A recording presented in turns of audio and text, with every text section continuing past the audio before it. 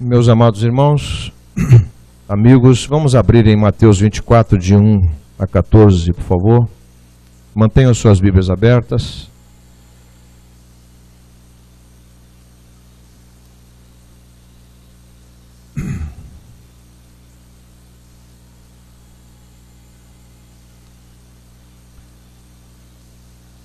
Nosso evangelista da estrada, está aqui o irmão André, o homem que prega o evangelho. Depois, se você quiser pegar comigo as revistinhas sobre Jesus, você pega para você levar e distribuir com seus colegas da estrada. Está feliz por você estar aqui hoje, viu, André? Irmãos, vamos abrir então Mateus 24, 14, nós vamos compartilhar. Nós estamos pregando uma série de sermões, aprendendo com o mestre. O terceiro sermão hoje, o que ele ensinou acerca da sua segunda vinda. Você está preparado se Jesus voltar hoje? Se Jesus voltar neste momento, você está preparado? É importante responder, né? Essa pergunta. Nós devemos estar preparados como se Jesus voltasse daqui a pouco e planejar como se ele viesse daqui a muitos anos. Mesmo assentados, vamos ler o texto de Mateus 24, de 1 a 14. Tendo Jesus saído do templo,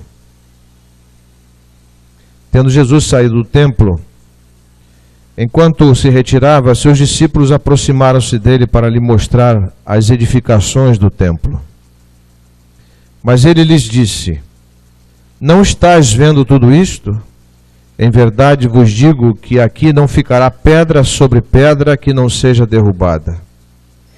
Estando ele sentado no Monte das Oliveiras, seus discípulos aproximaram-se dele em particular, dizendo: dize-nos quando essas coisas acontecerão e que sinal haverá da tua vinda e do fim do mundo. Jesus lhes respondeu: tende cuidado para que ninguém vos engane. Porque virão muitos em meu nome, dizendo: eu sou o Cristo, e enganarão a muitos. E ouvireis falar de guerras e rumores de guerras. Não fiqueis alarmados, pois é necessário que assim aconteça, mas ainda não é o fim. Porque nação se levantará contra nação, e reino contra reino, e haverá fomes e terremotos em vários lugares. Mas todas essas coisas são o princípio das dores. Então sereis entregues à tortura e vos matarão, e sereis odiados por todas as nações por causa do meu nome. Nesse tempo muitos haverão de abandonar a fé, ou apostatar da fé, ou se escandalizarão, trair e odiar uns aos outros. Também surgirão muitos falsos profetas e enganarão a muitos. E por se multiplicar a maldade, o amor de muitos esfriará. Mas quem perseverar até o fim será salvo. E este evangelho do reino será pregado pelo mundo inteiro, para testemunho a todas as nações, e então virá o fim. Senhor, estamos diante da revelação do Senhor Jesus Cristo. Tu sabes que eu sou incapaz, limitado, cheio de defeitos, humanamente desqualificado, mas o Senhor me qualifica pelo Teu Espírito, por graça e misericórdia, para transmitir a Tua preciosa palavra e alertar as pessoas acerca da vinda de Jesus, da Sua volta. Não sabemos quando, mas temos que estar preparados, como vigia da noite que não dorme. Nós queremos pedir ao Senhor que nos ajudes, nos deixe discernimento, mas acima de tudo santifiques nossa vida, para que quando o Senhor Jesus, Teu Filho, voltar, Ele nos encontre preparados. Que não encontre nenhum de nós despreparado, mas preparado para a volta, para a vinda dEle. Pedimos que tenhas misericórdia de nós. O Senhor tem tratado conosco. O Senhor tem tido misericórdia de nós. Nós somos tão pequenos, Tu és tão grande, Nós somos imperfeitos, tu és perfeito. Tu sabes todas as coisas. Tenhas compaixão de nós e nos ajudes. Perdoa-nos, limpa-nos. Em nome de Jesus. Amém. Aprendendo com o Mestre o que ele ensinou acerca da sua segunda vinda. Um estudioso do Novo Testamento, comentando Mateus 24, de 5 a 14, é importante ressaltar que esse texto ele tem dois momentos, os versos 1 e 2, que Jesus está falando daquele período, especialmente 40 anos depois, quando Roma, através do general Tito, invade Jerusalém, destrói o templo com seus soldados. Há uma carnificina naquela cidade, pessoas não podiam entrar nem sair da cidade, fome extrema, um caos absurdo. E os versos 3 a 14, ele fala de algo que seria muito mais à frente do ano 70, quando os versos 1 e 2 se cumpriram. Mateus 24, de 5 a 14, dá uma direta antecipação de toda a história futura, com referência à questão sobre a consumação do século, advertindo os discípulos de que as catástrofes seculares não devem ser tomadas como sinais do iminente fim da história, prevendo, resumidamente, a perseguição da igreja movida pelo mundo e levando a um agudo clímax que prediz deserções na igreja, falsos profetas e decadência espiritual e traições dentro do próprio corpo cristão, e culminando com a profecia da proclamação do evangelho do reino. Como ele disse, como Jesus disse, então virá o fim. Quando o evangelho for pregado a todas as nações, então virá o fim. Quando eu e você não oramos pela obra missionária, quando eu e você não contribuímos para o avanço do evangelho, você e eu não estamos interessados na volta de Cristo. Não temos nenhum interesse. Aqueles que não oram por missões, aqueles que não contribuem com a obra missionária, aqueles que não evangelizam, aqueles que têm seus braços cruzados dia após dia, não querem que Jesus volte. Mas é interessante que essas pessoas que assim se comportam, elas não estão tendo uma atitude de discípulas de Jesus Cristo. Porque o discípulo quer ser como o seu mestre. O discípulo tem prazer na comunhão com o mestre. O servo se submete ao seu senhor. E quando uma pessoa trabalha dentro da obra de Deus, contra a obra de Deus, ela não está revelando que é uma pessoa nascida de novo, transformada pelo poder do sangue de Jesus. A segunda vinda de Cristo tem como fonte primária Ele mesmo. Eu aqui não estou tão interessado no que Pedro diz, no que Paulo diz, mas estou interessado no que Jesus diz acerca da sua vinda. A interpretação, a verdade primária é o que Jesus disse. É claro que Paulo, Pedro, João, eles foram usados para falar da volta de Cristo. Mas é importante a gente ver o que o próprio Senhor Jesus disse acerca da sua vinda. A verdade é que precisamos estar preparados para a sua volta. E vamos refletir um pouco sobre isso. Primeiro vamos ver o prelúdio do fim de todas as coisas. Os versos 1 e 2, tendo Jesus saído do templo, enquanto se retirava, os discípulos aproximaram e mostraram as edificações do templo. Era um templo suntuoso, tanto é que o senhor Edir Macedo está fazendo uma réplica do templo lá em São Paulo. Dizem que já terminou, né, a construção do templo de Salomão. O primeiro templo, esse aqui que Jesus está se referindo, foi o templo reconstruído na época de Zorobabel, dos profetas Ageu, Zacarias e Malaquias, mas fala da destruição de Jerusalém. Como foi a destruição de Jerusalém nos anos 70? Joséfo, que foi um escritor judeu, escreveu no ano 75 depois de Cristo o seguinte: Ora, uma vez que César não foi de modo algum capaz de conter a entusiástica fúria dos soldados, sob o comando do general Tito, e o fogo avançava mais e mais. Assim foi a sagrada casa queimada, sem aprovação de César. No livro de Joséfo Guerras, livro 6, capítulo 4, seção 7. E ele continua dizendo: ora, tão logo o exército não teve mais pessoas para matar ou saquear, César deu ordens para que não demolissem mais a cidade inteira e o templo. Mas mesmo assim, eles demoliram. Não ficou pedra sobre pedra, e a palavra do Senhor Jesus se cumpriu no ano 70 depois de Cristo. 40 anos mais ou menos depois dele. E aí Jesus, a partir do verso 3, ele assentado no monte, no segundo momento no Monte das Oliveiras, seus discípulos aproximaram-se dele em particular, dizendo: dize-nos, quando essas coisas acontecerão e que sinal haverá da tua vinda e do fim do mundo? E aí Jesus diz: tende cuidado para que ninguém vos engane. Jesus está alertando aqui para os enganadores, para o engano. O engano e, consequentemente, os enganadores. A mentira e os mentirosos. E também alerta no verso 11: também surgirão muitos falsos profetas e enganarão a muitos.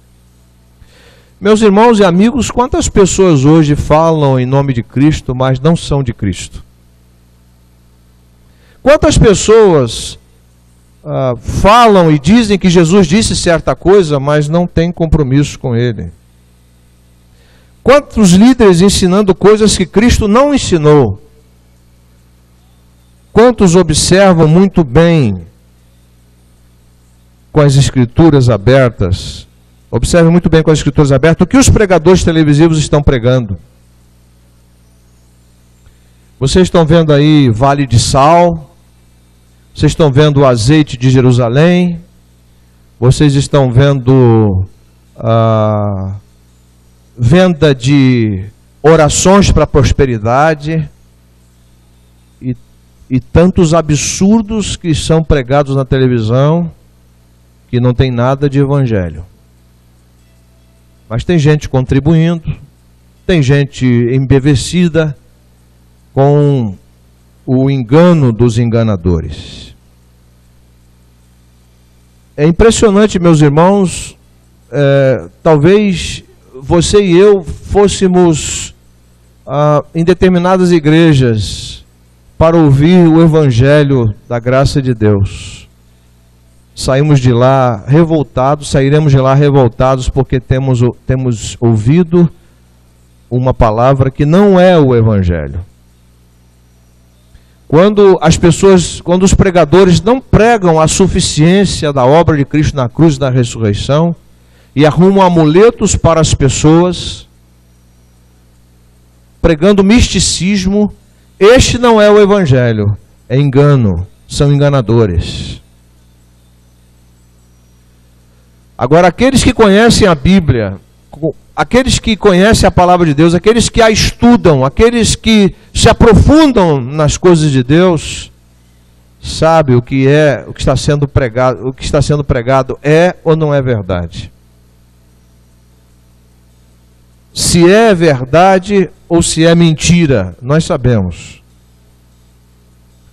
Mas Jesus continua: porque muitos virão em meu nome dizendo eu sou Cristo e enganarão a muitos.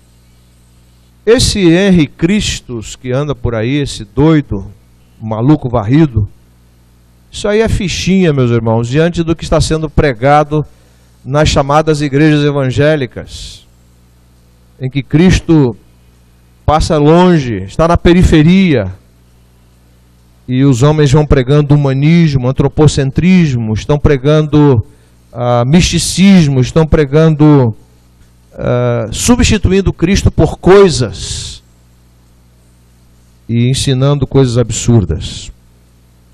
Mas Jesus disse: e ouvireis falar de guerras e rumores de guerras, não fiqueis alarmados, pois é necessário que assim aconteça, mas ainda não é o fim. O Instituto de Pesquisa Internacional de Conflitos de Heidelberg, na Alemanha, revela que os pesquisadores contabilizaram 20 guerras oficiais, além de 166 conflitos realizados de forma violenta no mundo. E a projeção do Instituto Alemão é que nos próximos meses esse número continue crescendo. Para efeitos de comparação, em 2010 foram registrados 6 guerras e 161 conflitos violentos. O Instituto diz que o Barômetro Mundial de Conflitos é divulgado desde 91, fazendo um monitoramento constante de crises, conflitos e guerras em curso no mundo, além de guerras entre países e guerras civis que disputam o poder dentro de uma mesma nação. E o Instituto também considera como guerra, por exemplo, a luta do governo do México contra os cartéis do narcotráfico ou das drogas. E a grande maioria dos conflitos internos ocorre no Oriente Médio e na África, observou um pesquisador, presidente do Instituto.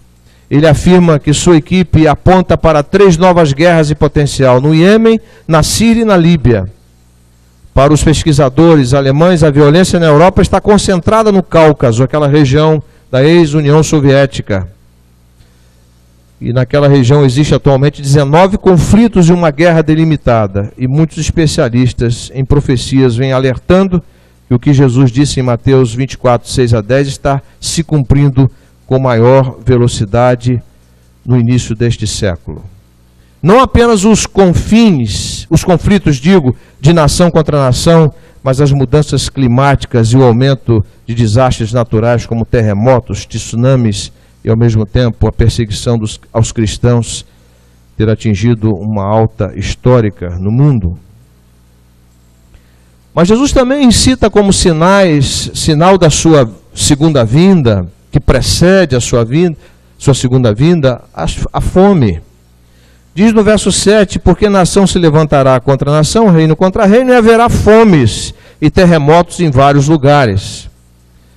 Não sei se os irmãos gostam de ler e gostam de observar, o número de pessoas que sofrem com a fome no mundo caiu um pouco de 868 milhões de pessoas entre 2010 e 2012 para 842 milhões em 2013. O que significa que em cada 8 pessoas, uma do planeta continua sem alimentos suficientes, destaca um relatório divulgado pela ONU. O constante crescimento econômico dos países em desenvolvimento melhorou o acesso aos alimentos, destaca o relatório. O estado da insegurança alimentar no mundo, divulgado a cada ano em Roma pela Organização das Nações Unidas, especialmente para alimentação e agricultura, a chamada FAO. A região do mundo com maior número de pessoas que passam fome continua sendo a África subsaariana, ou seja, o sul da África para o meio da África, porque abaixo do Saara, subsaariana, abaixo do deserto do Saara, 24,8% segundo o relatório. E a grande maioria das pessoas que passam fome vivem em países em desenvolvimento, enquanto 15 milhões e 700 mil pessoas estão nos países desenvolvidos, segundo a FAO, que é o Departamento das Nações Unidas, que trata dessa área de agricultura e alimentação. Mas fala também Jesus de terremotos. E eu fiquei alarmado com isso aqui, irmãos. E com relação à fome, eu estava lendo alguma coisa antes de sair de casa, e fiquei empolgado, porque lá na Nigéria, numa favela, uma igreja foi ali implantada, uma congregação, e começou um trabalho com crianças. E aqueles irmãos quase que analfabetos começaram a ajudar as crianças. E aquelas pessoas foram estudando mais e ajudando as crianças. E aquela congregação cresceu, se desenvolveu, começaram com 3, 4 crianças, daqui a pouco foram para 20 crianças, e hoje eles têm uma escola dentro daquela favela com 450 crianças, e a igreja está com quase 300 membros. Aquele trabalho se desenvolvendo para melhorar a situação crítica daquelas crianças. Quando a igreja se envolve com a comunidade, quando a igreja prega o evangelho integral, quando a igreja com uma mão oferece a palavra de Deus, o evangelho, e com a outra mão ensina a pescar ou dá o peixe, ela está cumprindo a ordem de Jesus, de que nós devemos dar de comer às pessoas e abençoá-las. Não permitir que a fome se instaure na nossa vizinhança. Não permitir que o analfabetismo se instaure na circunvizinhança nossa, mas sermos pessoas tomadas pela paixão de Cristo, dando de comer, abençoando, levando o evangelho, nos importando com as pessoas, e assim estamos trabalhando para que Jesus retorne logo. Estima-se que ocorram, falando de terremotos, a cada ano, está no verso 7, é um dos sinais que antecede a volta de Cristo, ou que precede a volta de Cristo. Estima-se que ocorram a cada ano, meus irmãos e amigos, 500 mil tremores em todo o globo terrestre, havendo quem fale até 1 milhão de sismos, dos quais 100 mil são percebidos pelas pessoas com seus próprios sentidos, e pelo menos 1000 causam danos. Eu não sei se você sabe, eu acredito que sim. Nesse momento, aqui onde nós estamos, está tremendo. Vocês sabiam disso? Nós não estamos percebendo, mas a terra aqui está tremendo. Está tremendo. A terra está tremendo sem parar, o que nada de bom significa para os seres humanos. Um retrato disso pode ser visto pelos relatórios dos pesquisadores.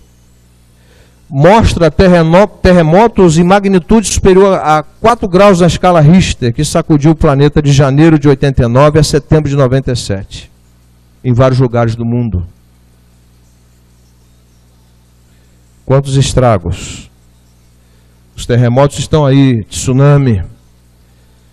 Irmão Jesus sempre falou aqui, ele considerou que os sinais que precedem a sua vinda são sinais a nível espiritual, são sinais a nível de mudanças climáticas, são sinais dos sismos que estão acontecendo, os acidentes na natureza, são sinais que precedem a sua volta.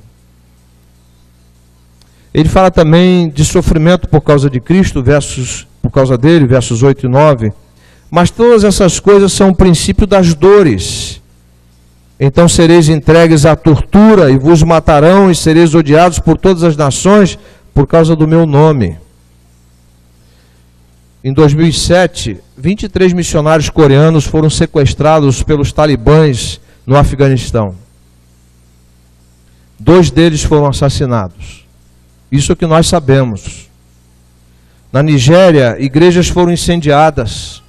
Igrejas cristãs foram incendiadas por muçulmanos fora de si.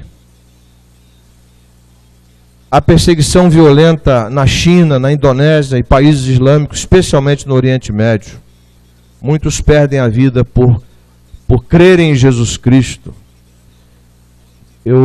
Por conta do meu curso, estudei sobre os islâmicos, sobre o islamismo no mundo. Meus irmãos, os islâmicos estão chorando quando uma pessoa não aceita o islamismo. Os islâmicos estão levando muitos cristãos nominais para o islamismo. Há islâmicos hoje na Alemanha, na França, na Inglaterra, em grande quantidade, na África do Sul, que era um país de formação cristã. A Universidade de Potchefstroom, por exemplo, famosa, em que líderes evangélicos brasileiros estudaram lá, hoje aquela universidade é dominada por hindus e por islâmicos. Eles estão crescendo, as falsas religiões estão crescendo, estão se desenvolvendo. E o verso 10, Jesus está dizendo: nesse tempo muitos haverão de abandonar a fé, de apostatar da fé, e hão de trair e odiar uns aos outros. Ou seja, um sinal que antecede a volta de Cristo, que precede a sua volta, é a apostasia. Apóstata é aquele que larga a fé e anda de lado, anda ao lado, à margem da fé. Nós temos aqui os ex-crentes. Eu fui crente um dia. Quem é crente não deixa de ser crente. Quem é cristão genuíno não deixa de ser cristão. Porque quem é salvo por Cristo é salvo para sempre. Não se perde a salvação. Aquele que é do Senhor, aquela que é do Senhor, persevera até o fim. Porque lá no final Jesus diz, aquele que perseverar até o fim será salvo. E só persevera quem é salvo por Cristo.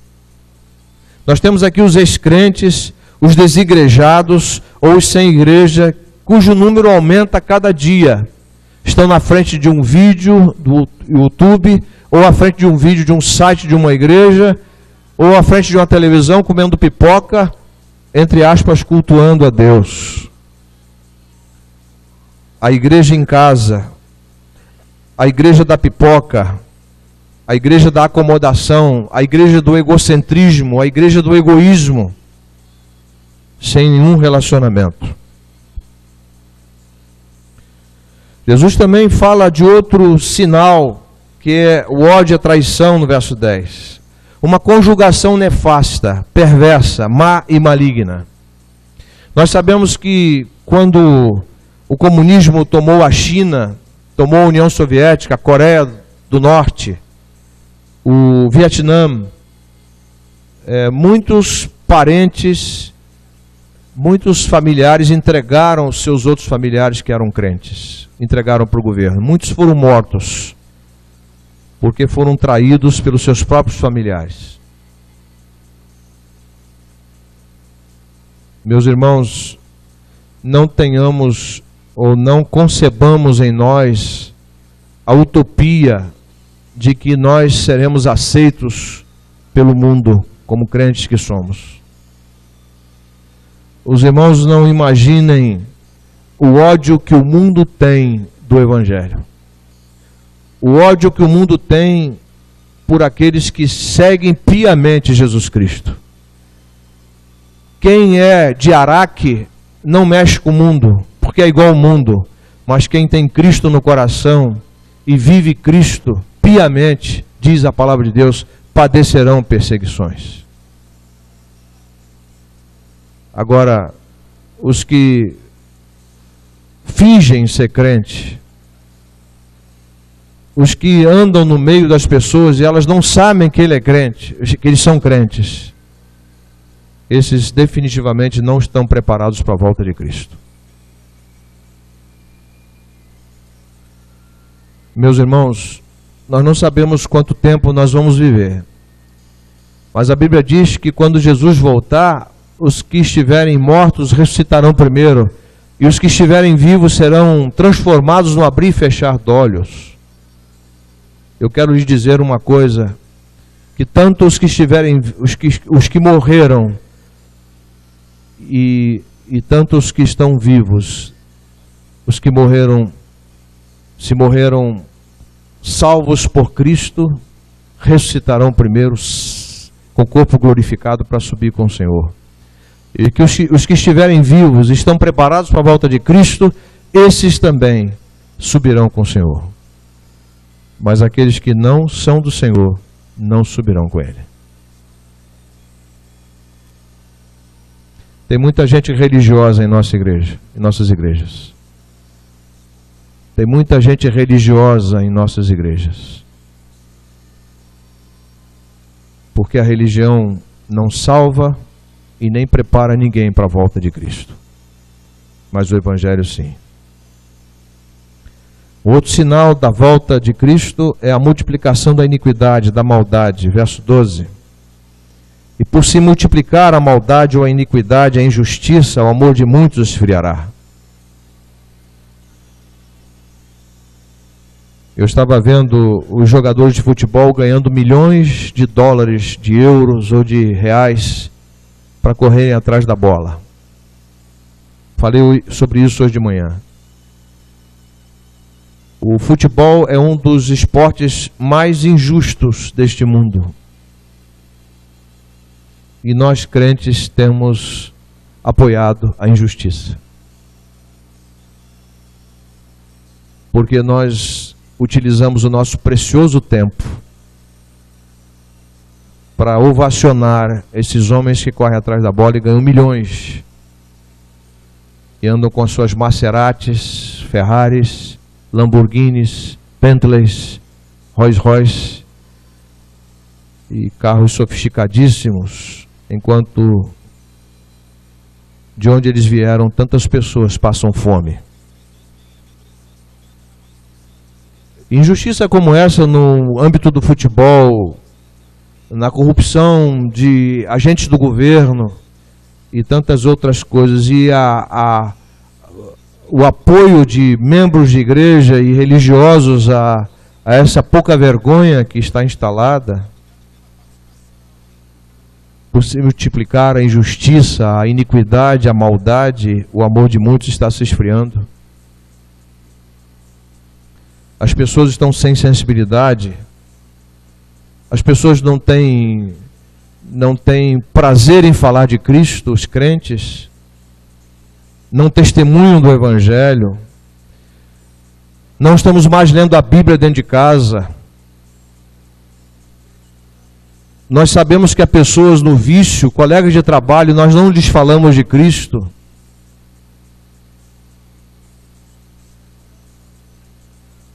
Nós estamos vivendo num ambiente gélido que congela tudo.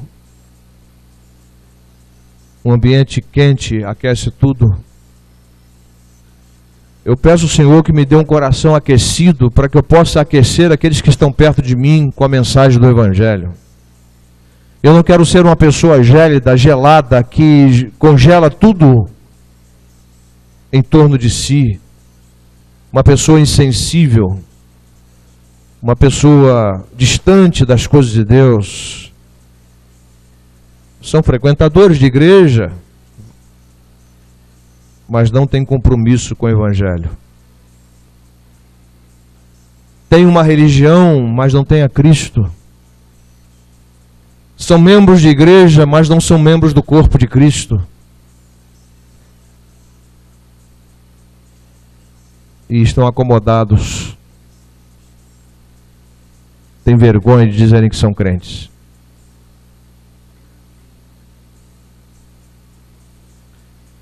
Nós convivemos com pessoas com tantos problemas, meus irmãos, tantas pessoas infelizes.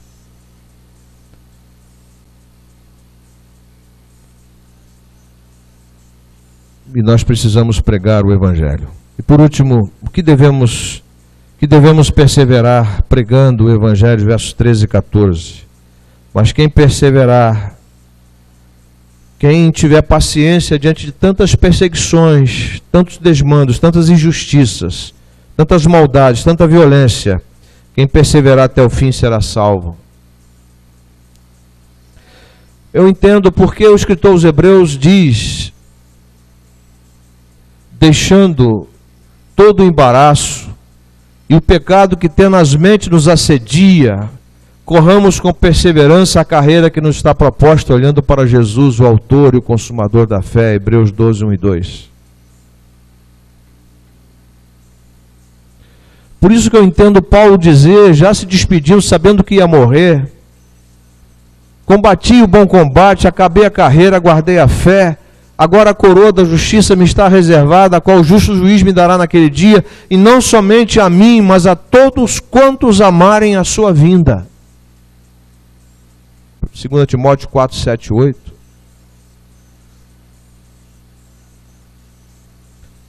Melhor do que ser um soldado é ser um soldado que morra em pé, em combate, e não fugindo da guerra, acovardado. E este evangelho do reino será pregado pelo mundo inteiro para testemunho a todas as nações, e então virá o fim. a pregação do Evangelho no mundo inteiro.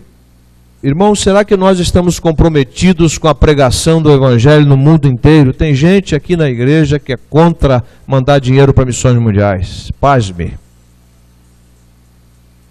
Dizendo que tem que pregar aqui em turno, mas ele mesmo não prega.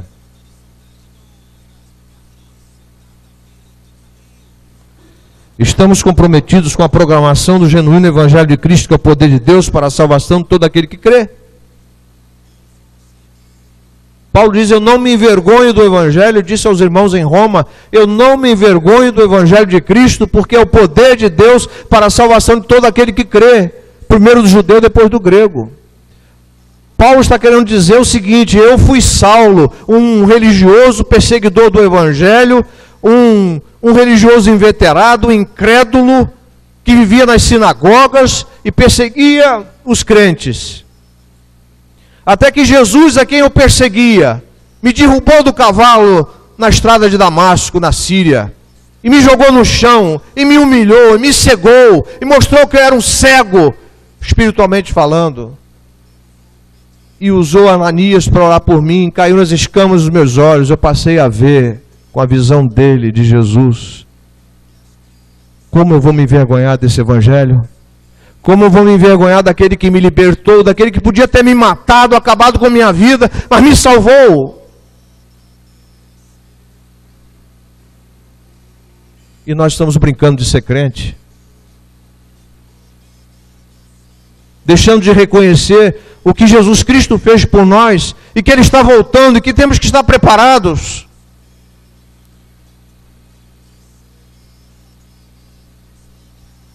Quem brinca diante de algo perigoso, quem brinca com algo que é sério, eu me lembro quando eu me apresentei para servir o Exército, no Regimento Sampaio, na Vila Militar, no Rio de Janeiro. Meu cabelo foi cortado, Príncipe Danilo, Reco, e eu tinha que me apresentar. E eu me lembro como se fosse hoje, estava lá na sacada do Regimento Sampaio, regimento famoso que lutou na Segunda Guerra Mundial. Infantaria. E eu me lembro, nós éramos rapazes, 18 anos, e o Tenente-Coronel Moraes Júnior lá em cima, e todos nós perfilados, ninguém se mexia, cantando o hino nacional, cantando o hino do Exército. Quem de nós ia brincar e ia rir na fila? Estávamos diante de um oficial do Exército, comandante daquele regimento. Mas tem gente brincando com Jesus, que não honra, que não se perfila diante dele, que não se apresenta, Jesus, me usa, eu estou aqui para te servir. E por graça e misericórdia, Senhor Jesus, eu quero estar preparado para quando tu voltares.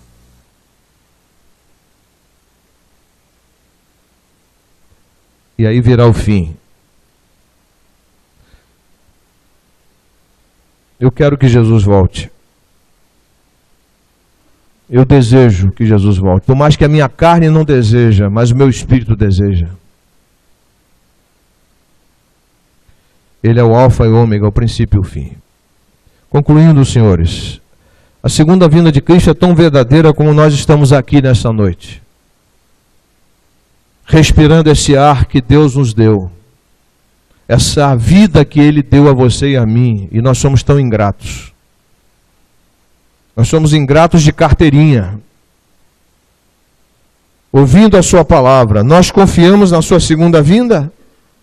Você confia na segunda vinda de Jesus? Você confia que Ele vai voltar? Confio, pastor. Então por que você não está preparado?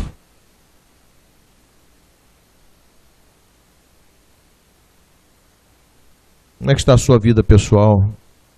Como é que está o seu casamento? Como é que está a sua maternidade, a sua paternidade? Você tem ódio no coração de alguém, guarda mágoa de alguém, você não está preparado para a volta de Cristo. Quando Ele voltar, subiremos com Ele em poder e grande glória? Pela fé eu subirei. Por que muitos em nossas igrejas têm medo da morte?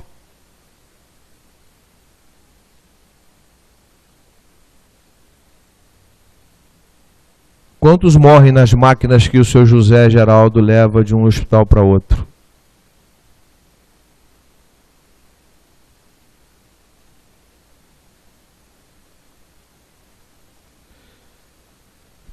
Sabe por que as pessoas têm medo da morte? Pela simples razão de que não tem segurança, certeza de sua salvação em Cristo. Os caras têm medo da morte. Quem tem medo da morte, está em constante medo da morte, ainda não tem a vida. Vou repetir. Quem tem medo da morte, constante medo da morte, horror à morte, não tem a vida. Quem não tem a vida está morto e não está preparado para a morte. Tem medo da morte.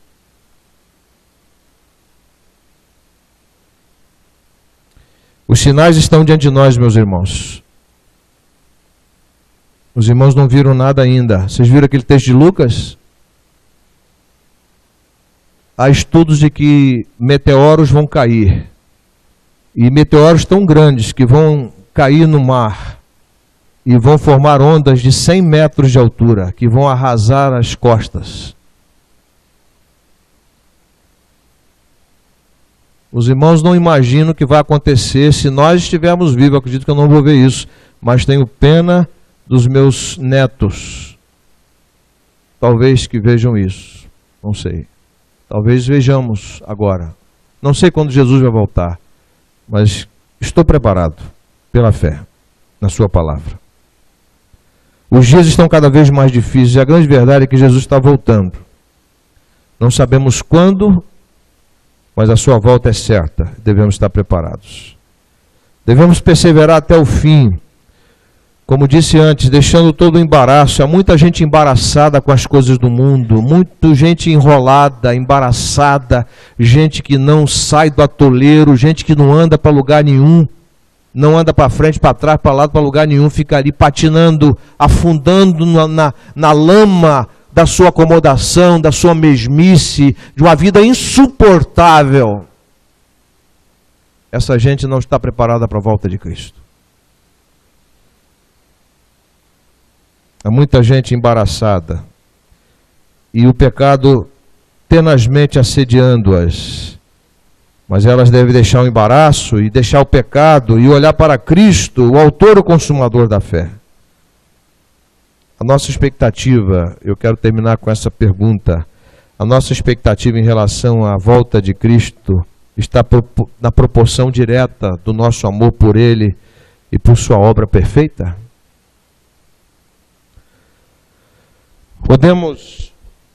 Podemos dizer, como os irmãos primitivos, e o Carlos citou aqui na direção do culto, podemos dizer como os irmãos primitivos, ora Maranata, Senhor Jesus, lê-se, ora vem, Senhor Jesus. A aspiração que havia nos nossos irmãos do primeiro século é a mesma aspiração que há em você e em mim? Ou você está mais preocupado em acumular bens, dinheiro na poupança, trocar de carro? Porque quem fica preocupado com essas coisas é gente fútil, oca.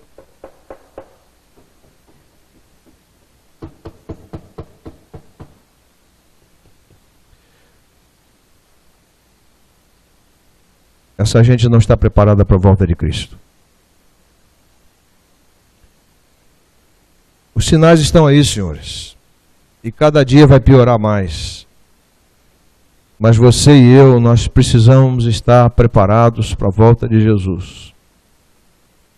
Quando Ele chegar, que você e eu ouçamos dele, servo bom e fiel. Você foi fiel no pouco, sobre o muito colocarei você. Entra no gozo do teu Senhor. Servo mau e negligente, eu dei dons e talentos para você.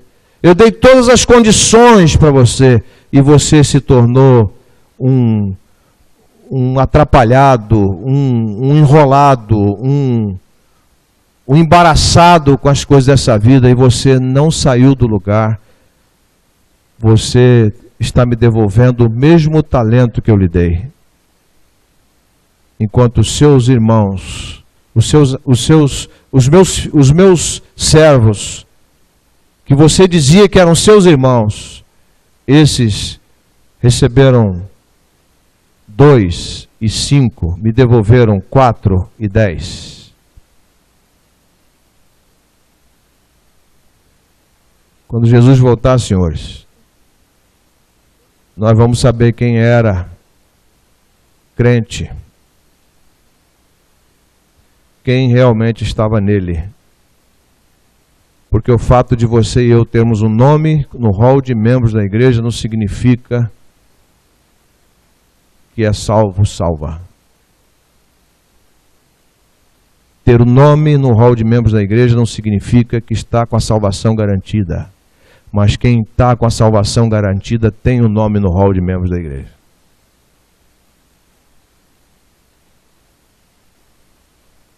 Sabe a prova de uma pessoa ser crente e preparada para a volta de Cristo é quando ela se reproduz. Quando ela ganha outras pessoas, discipula, se preocupa. Porque quem esquenta banco não está preparado para a volta de Cristo. Mas quem anda e está falando de Jesus, está testemunhando a sua fé, mesmo que as pessoas riem, caçoem dele, esse se está fazendo com sinceridade, com coração no Senhor, na sua obra, esse está preparado, essa está preparada. Antes das pessoas me conhecerem como um pastor, eu quero ser conhecido como um crente, como aquele que está em Cristo, que nova criatura é, as coisas velhas já passaram, que tudo se fez novo. Quem está em Cristo está salvo, mas não está sentado e sossegado, não. Quem está em Cristo não é 3S, salvo, sentado e sossegado, porque salvo não casa com sentado e sossegado. Salvo se casa com, está andando, anunciando o Evangelho, fazendo discípulos de Jesus, treinando, investindo, tendo prazer nas coisas de Deus. Quem está salvo está morto para si, vivo para Jesus. Quem está salvo foi crucificado com Cristo, morreu com Ele, ressuscitou com Ele, está sentado nos lugares celestiais, pela fé. Efésios 2, 5, 6. Senhor, obrigado por Tua palavra. Tu sabes que muitas pessoas serão encontradas despreparadas. Mas eu louvo ao Senhor porque muitos serão encontrados preparados. Absolutamente convictos de Tua volta e convictos de sua missão, que é pregar o Evangelho, que é anunciar o Evangelho. Por isso, Pai, que cada pessoa aqui nesta noite tenha sido impactada pela Tua palavra e possa refletir acerca da segunda volta de Cristo, os sinais que estão aí, e possam ser despertadas do sono, levantadas dentre os mortos, para que Cristo as esclareça, como diz Efésios 5,14. Por isso, Pai, trabalha em cada pessoa, conduza-nos de volta aos nossos lares humilhados, debaixo da Tua potente mão, desejosos de crescer na graça e no conhecimento de Cristo, e cada dia buscar o aperfeiçoamento nele, reproduzindo-se em pessoas, investindo no reino com amor, com paixão. Ó Senhor, trabalha nas famílias, nos casamentos, que os lares desta igreja sejam lares fortes, saudáveis, lares evangelísticos, lares que sejam proclamadores do Evangelho, lares comprometidos com a mensagem da cruz.